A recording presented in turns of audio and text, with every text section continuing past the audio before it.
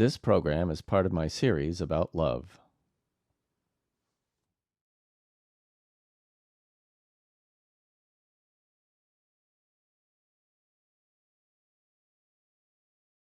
Right now, it's the end of the summer in 2020. And I think a lot of people are feeling anxiety based on the pandemic. Um, and I think that comes from, well, anxiety comes from a sense of fear. And at the moment, I'm thinking about fear in terms of two general categories. One is fear of the known, and the other is fear of the unknown. And I think fear of the known is, well, I think back to primitive times, let's say as cave dwellers, a snake makes its way into the cave and starts going for the baby. And you know what to do. You're immediately going to act. You're going to grab a rock and you're going to smash the snake and try to kill it. Mm-hmm. And so that's sort of a built-in anger fight kind of response that we've evolved with over thousands of years. But let's say it's dark in the cave outside and you hear a noise. What do? There's no specific action that's obvious to take. You're ready to act, but you have no idea what makes sense. Mm-hmm. And so that can be a lot harder because you don't have any outlet for your fear and anxiety. So right now, during this time in the pandemic, there's two kinds of fear, I think, for us now. One is fear of the known, let's say risk of catching the illness, the infection, risk of running out of money because you don't have your job, because the unemployment benefits are run out, and so on. And it's not as simple as killing a snake, for instance, because it's hard to know how to react. Where do you go to solve these problems? But at least you have some idea of what they are. The unknown is a little bit harder, I think, because what comes after the pandemic? What comes when the weather gets colder? What comes when the restaurants can't have people outdoors? What other surprises might be in store for us that have nothing to do with what we're doing right now? Just as the pandemic seemed to come along out of nowhere. Are there other things going to come out of nowhere? So I think one thing that sometimes people find themselves wanting is to go back to a time when there was more predictability. Things seemed more stable. We had some idea based on the past what might happen in the future. But in fact, you never really know what's going to take place next. That's the kind of world we live in right now. Now, one thing I think some people resort to is, again, going back to that fight response, is to blame somebody, to say, oh, these other people are to blame for what's going on. And okay, maybe that's true sometimes, but in general, the pandemic, regardless of who might be to blame for it, it's our responsibility for all of us now. Because all around the world, we have to figure out what to do to keep ourselves as safe as possible, whether or not anybody in particular was the cause of it. And I don't think we can really tell. The second thing might be that we just want to run away, go watch movies, or, go eat lots of ice cream, or get involved in some other more serious addiction or whatever.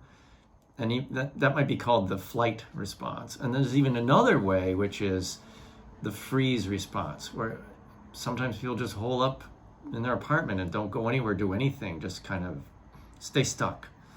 And I'm not saying there's anything wrong with any of these particular responses, but there may be other things that we might want to think about to do to help ourselves while we're in this period of time. Well, I made a little list here of some ideas that I'd come up with, which I'll go here. One of them is about what we get from the news or other sources of information, and to kind of pick and choose a little bit. many news feeds and outlets focus on things that are dramatic or upsetting or whatever to try and keep our attention, to keep us watching their channels, subscribe, see their ads, whatever. But there's plenty of good news out there too, and there's plenty of time you can take to yourself away from staying on the news. Some of the good news can be found by searching for things or scrolling way down on a news feed or whatever, or if you have a newspaper or magazine or something, going to page 24, somewhere deep into it to see if you can find something that people are doing, which is positive, uplifting, positive change, what have you. Because there's plenty of stories out there that aren't being reported because they're not so-called newsworthy, but there's millions of people doing wonderful things for each other every day.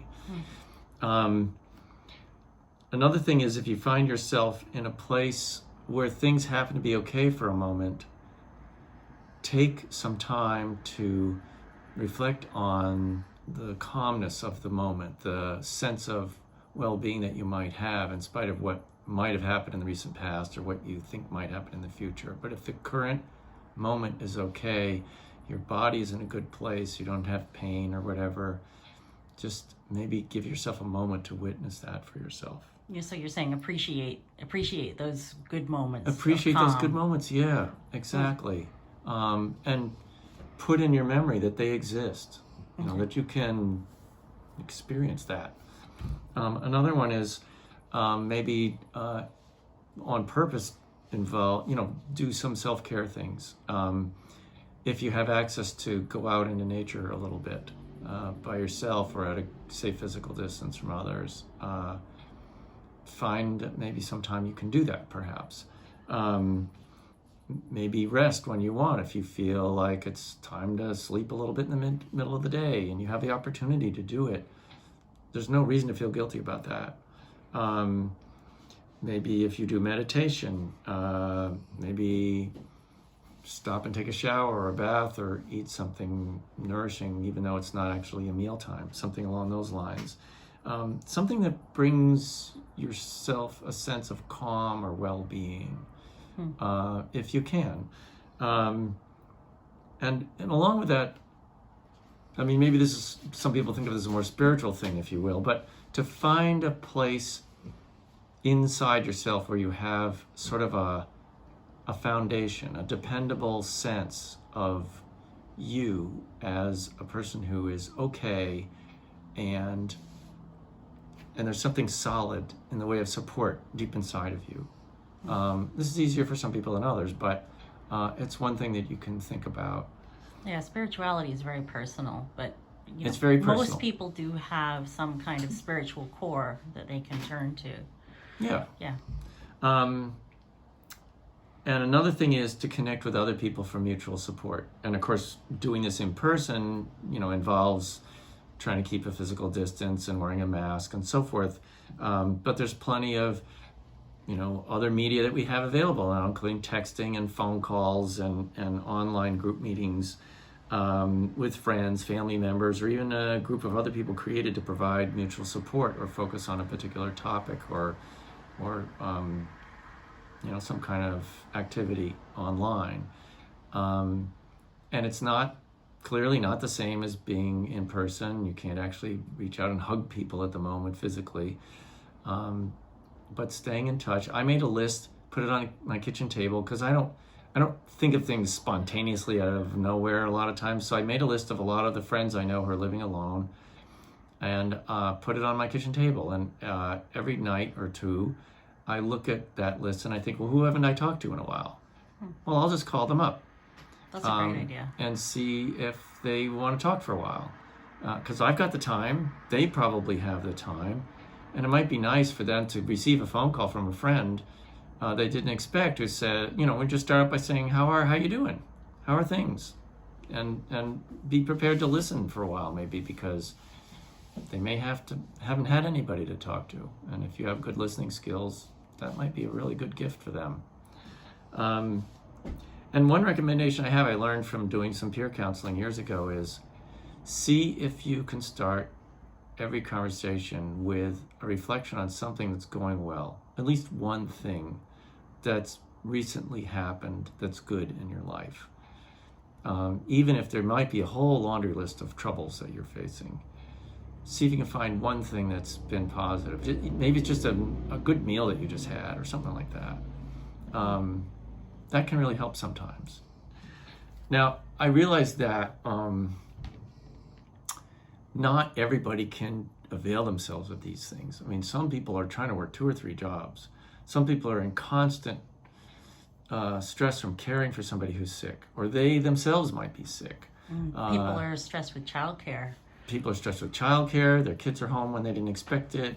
Their spouse is at home because of the job. You can't go there.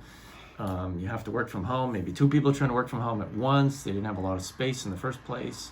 People can't even find breathing room. They can't even find breathing room. I mean, there's people who live in really small apartments, or they have roommates, and there's troubles all over the place.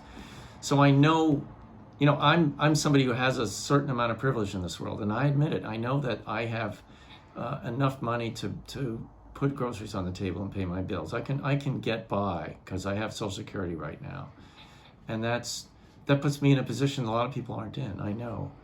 So I'm making this video as just something to put out there.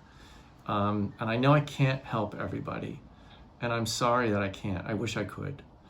But at least some things might be useful to you in what I've said. And I'm going to do some more in this, what I call my love series. So if you want, subscribe to my channel and, leave some comments or suggestions.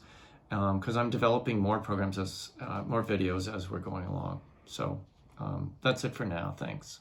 Thank you. It was nice hearing positive thoughts. Okay. Thank you. Good.